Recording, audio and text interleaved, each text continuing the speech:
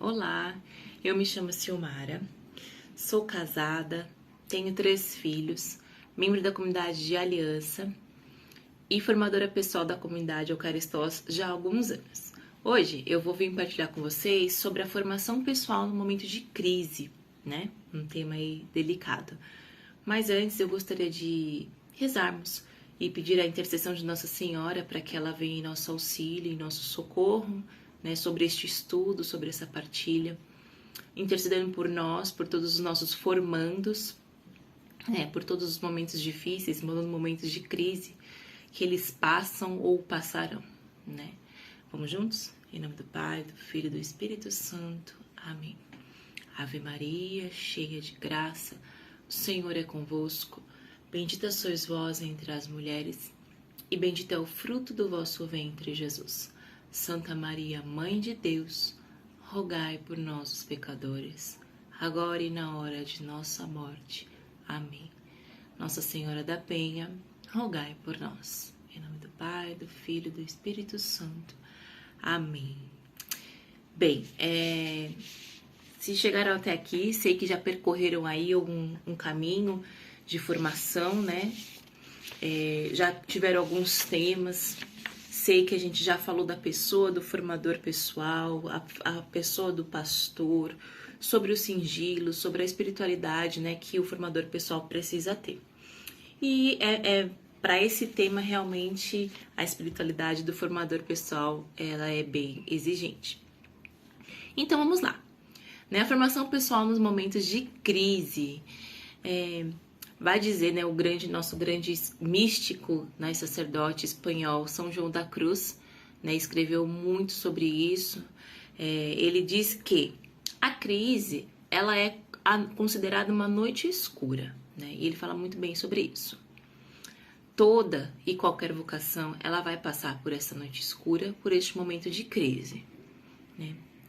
Mas por que acontece isso, né? Por que então que Deus permite? Por que toda vocação passa por esse processo, né? Deus, ele quer comunicar algo, ele precisa dizer algo e ele precisa ter almas disponíveis para escutar, para ouvir, almas sensíveis àquilo que ele quer dizer, àquilo que ele quer comunicar, né? Deus, ele é luz, certo? Ele é luz, ele ilumina os nossos caminhos, ele mostra por onde trilhar, onde seguir. Mas ele permite essas crises, ele permite esse momento de noite escura para que a gente o procure. Na noite escura, na solidão, na aridez, na escassez, a gente tende a procurá-lo mais. Então é por isso que ele permite essas noites escuras. Como eu disse, toda vocação vai passar por ela ou já passou. Então é necessário que nós estejamos em alerta, né, precavidos. Nós precisamos estar atentos, né, humanamente dizendo e espiritualmente também. A gente precisa ter estratégias para lutar contra a noite escura. A gente precisa ter, quando eu digo, formador pessoal e na posição de formando também, né? Todos nós somos formandos. E saber que todos nós passaremos por essa noite escura. Então a gente precisa estar preparado, vamos dizer assim, sabe? Precavidos, né, espiritualmente e humanamente para passar por essa noite escura. Ai, Silmara, mas o que é essa noite escura então? Ela é um processo de purificação, né? Nada mais é que um processo de limpeza, de organização, um processo de lavagem, né? Deus quer nos deixar limpo, nos deixar atentos, de prontidão. E essa purificação, ela vai acontecer no nosso todo, né? Principalmente em 2 partes, nas nossas regiões externas, né? Que é todo o nosso sensitivo, nosso paladar, o olfato, o tato, todas as nossas afetividades, que é a nossa parte exterior, mas também na nossa parte, nas nossas faculdades espirituais, na nossa inteligência, na nossa memória, na nossa imaginação e na nossa vontade. Quais são os tipos de crise que pode acontecer? Quais são as noites escuras que um formando pode passar, né? Ele pode ter crises sobre a fé dele pode estar abalada, pode estar desacreditado, né? Pode estar pequenininha. Um abandono de Deus, se sentir solitário, sozinho, abandonado, né? Uma solidão que compete com uma solidão também, né? De estar desamparado, de estar sem chão, de não ter ninguém com ele. Pode sentir dor, inclusive, né? Dor na alma e até dores físicas. Sentir um desalento, uma sensação de incompreensão, de não ser entendido, de não ser aceito. E até mesmo o combate e a tortura. Santa Teresinha, ela costuma retratar a noite escura como se fosse um outro país, a qual ela não faz parte, a qual ela não pertence, a qual não é a pátria dela. Também como se fosse um nevoeiro muito escuro, muito denso, onde ela não consegue enxergar um palmo à sua frente, não escuta, ela está sozinha, né, em silêncio, desamparada, abandonada. Mas ela diz também em seus escritos que ela aceita esta condição, né? Inclusive ela prefere ficar ali sozinha naquele lugar, né, em prol de outras pessoas. Porque ela também tem a certeza de que ela vai retornar para o seu país de origem, para a sua pátria, de que essa noite escura, que esse nevoeiro, ele vai cessar e de que essa noite escura ela vai acabar. Já São João da Cruz, ele compara a noite escura com o fogo, né? O fogo, quanto mais ele é alimentado, quanto mais lenha eu coloco, mais incandescente ele fica, mais forte, mais vivo, mais brilhante, né? Então São João da Cruz diz que a noite escura é como se fosse esse fogo que tudo consome até deixar tudo limpo, a alma limpa e livre. Bento XVI, ele fala em uma das suas homilias sobre os escritos de São João da Cruz, né? E ele fala também que essa purificação, ela é uma progressão, né? Ela é progressiva, é uma purificação progressiva da alma, né? E a purificação, então, ela começa pelos sentidos, né? Que se obtém das 3 virtudes teologais. Quais são essas 3 virtudes teologais? A fé, a esperança e a caridade, né? Porque aí elas vão purificando as nossas intenções, purifica a nossa memória e purifica a nossa vontade, certo? E essa purificação, ela acontece de 2 formas diferentes, né? A primeira forma que a purificação acontece é a forma ativa, ou seja, são os esforços que o formando faz em busca dessa purificação, em busca de sair daquela condição de noite escura, né? Mesmo tendo, às vezes, ciência ou não, né? Mas ele se esforça, ele busca. Então, os atos concretos que o formando faz, né? Ativamente busca para sair dessa crise. E a outra forma de purificação é a forma passiva. E essa forma aí é única e exclusivamente o Espírito de Deus.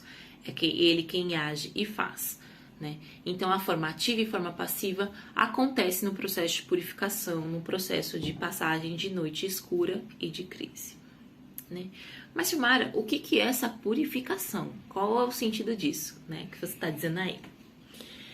A purificação, ela não é meramente a ausência física das coisas e das suas utilidades, mas sim eliminar toda desordem que existe na procura de coisas e pessoas, todo o nosso apoio em coisas e pessoas e nas suas utilidades, né? Deus quer se fazer exclusivo em nossa vida, quer que nós sejamos dependentes único e exclusivamente dele, né? Ele é o centro e o fim de tudo. Isso é a noite escura, isso é o processo de purificação. Deus quer nos fazer dependente único e exclusivamente dele. E para isso ele... Bom, então a purificação é o processo que Deus quer nos fazer único e exclusivamente dependente dele, né? Quando o formando ele vive as virtudes teologais, fé, esperança e caridade, ele está exaltando o seu próprio esforço. Por quê? Todo esse esforço vai culminar em se assemelhar a Deus. Nós encontraremos Deus tendo essas atitudes, essas virtudes, né? E aí a gente, né, a nossa alma mergulha nessa união trinitária, né? Que é o próprio Deus. Lembrando que a vida com Deus, ela não deve ser um fardo, né? Mas sim, estar com Deus, eu pertenço a Deus, então eu sofro, eu passo por purificação, eu passo por processo de noite escura e de crise, como eu sofro. Não, né? Pertencer a Deus, na verdade, tem que nos ser luz. Estar com Deus nos assegura enfrentar os aborrecimentos da vida, né? As adversidades, os tropeços, né? Então, até aqui, eu falei com vocês o que é essa noite escura. Quem fala muito sobre ela é São João da Cruz, né? E aí vai entrar, propriamente dita, na formação pessoal, tá certo? Então, vamos lá. Quais são as características de um formando que está em crise, que está passando pela noite escura? Pensa aí. Eu já dei algumas dicas lá sobre onde pode acontecer as crises. Na fé, as crises no abandono de Deus. Mas e as características? O que um formando em crise ele apresenta, né? Um formando em crise, muitas vezes, ele sofre, ele está desanimado. É uma sofrência ali que você não encontra, vai procurar entender os motivos. Um desânimo, né? Não tem mais desejo de participar, de fazer as coisas, de rezar. Uma vontade enfraquecida, ele já tem uma vontade, né, que já é desordenada. Atitudes de infidelidade, submissão a Deus e a sua vontade, temor no Senhor, busca pela verdade de forma autêntica e docilidade em ser conduzido. Silmara, veja só. Tem certeza esse último tópico aí? Eu acho que ele é bem importante. Docilidade em ser conduzido. O que acontece? Aqui na noite escura não tem gritaria. Na noite escura não tem rebeldia, né? Às vezes o formando apresenta umas rebeldias e então ele não tá passando por uma noite escura. Ele tá num outro processo aí, né? Às vezes são curas interiores acontecendo, não quer enxergar, né? Não quer estar de frente a frente com ele mesmo, enxergando as suas debilidades. Isso é um processo de rebeldia, é outra coisa além de noite escura. Lembra que Santa Teresinha, que eu disse para vocês, que ela aceita, ela entende esse processo. Ela quer ficar na noite escura se ela puder livrar outras pessoas, né? E então, formando que está na noite escura, ele é dócil. Ele te escuta, ele quer ouvir as tuas orientações e os teus conselhos, né? O formado ele pode apresentar todas essas características ou não, né? Mas lá dentro, no fundo, no mais profundo do coração dele, ele tem um único e exclusivo desejo de fazer a vontade de Deus, né? Tá, e aí? O que o formador faz? Gente, aqui não tem muito mistério, não tem muito segredo, né? O formador pessoal, ele precisa ser uma pessoa madura. Ele precisa ter simplicidade. Não adianta aqui querer enfeitar o pavão. A gente precisa ser simples, né? Dizer as coisas como elas são, né? Muito claro e muito objetivo. O formador pessoal ele precisa ter essa clareza e ele precisa ter uma tranquilidade de espírito, né? E por isso que então ele precisa estar muito ligado, muito conectado com Deus em oração, em intercessão. Então, as 3 principais características aqui para um formador pessoal, numa noite escura, ele precisa ter clareza, ele precisa ser simples e objetivo e ele precisa ter tranquilidade, né? Aqui, na crise, não é o momento, não é hora de o formador cobrar atitudes, não é hora, né, de ele cobrar regras, dele cobrar... Se o formando foi para uma escala, né? Aqui é um momento de compreensão. Se o formador pessoal, ele estudou, ele conhece, ele rezou, ele intercedeu, ele percebeu, que ele precisa ser bem íntimo do formando para perceber que ele está entrando numa crise, numa noite escura, e então aqui ele sabe que não é o momento de fazer cobranças. É o momento de ter misericórdia, é o momento de ter compaixão, é o momento de abraçar, de acolher esse formando.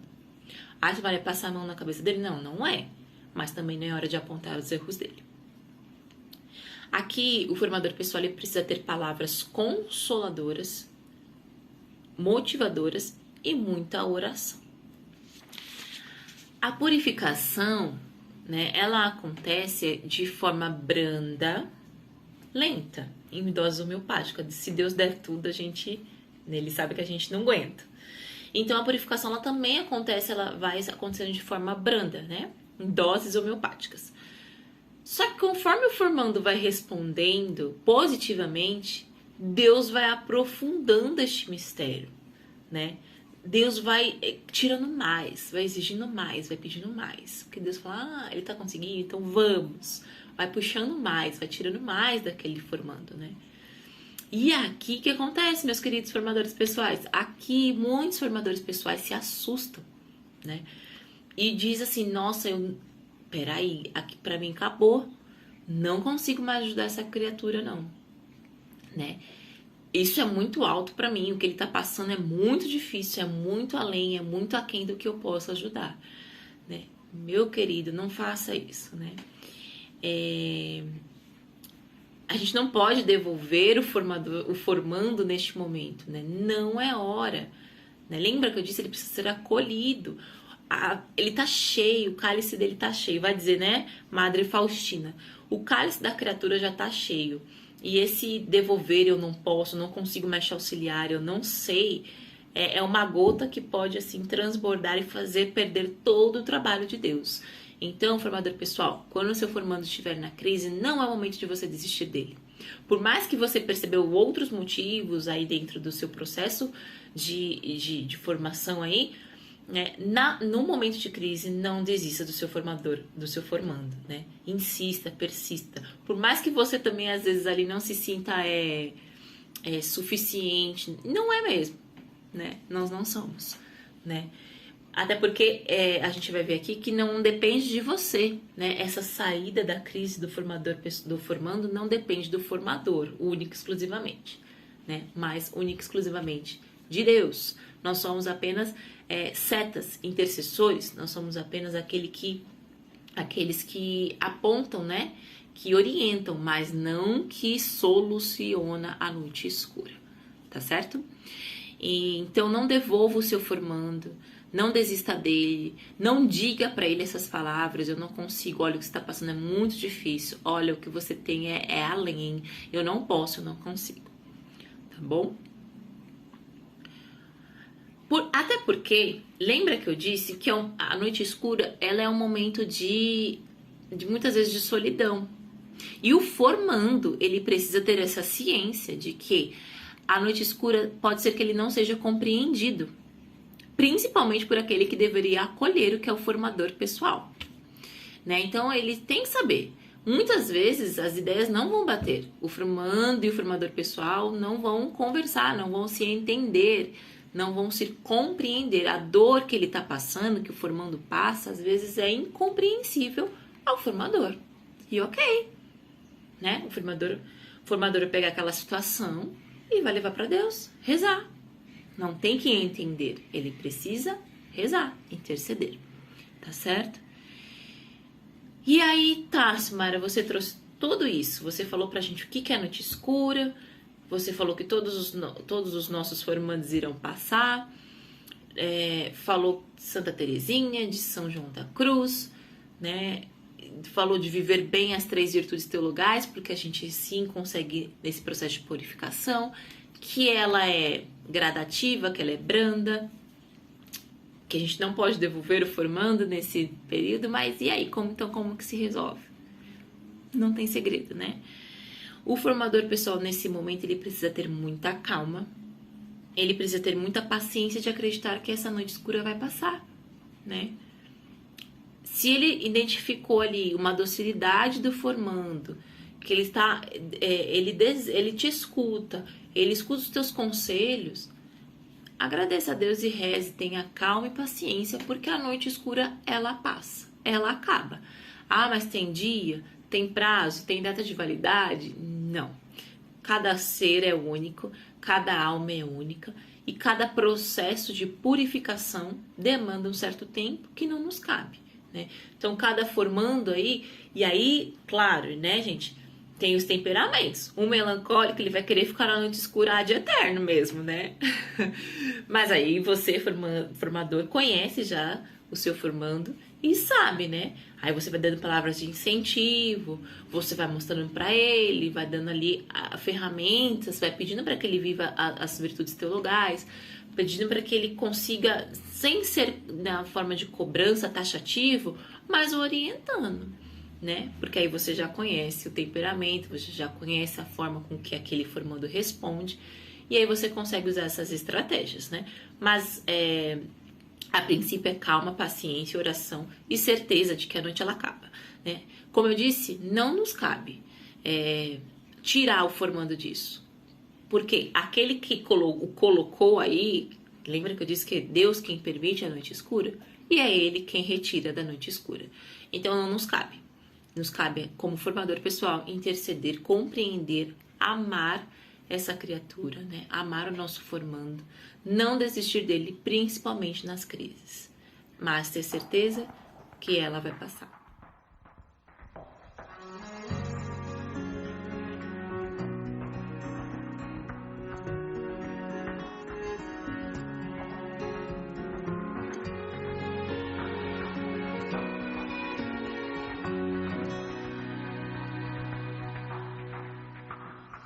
Vindos de todo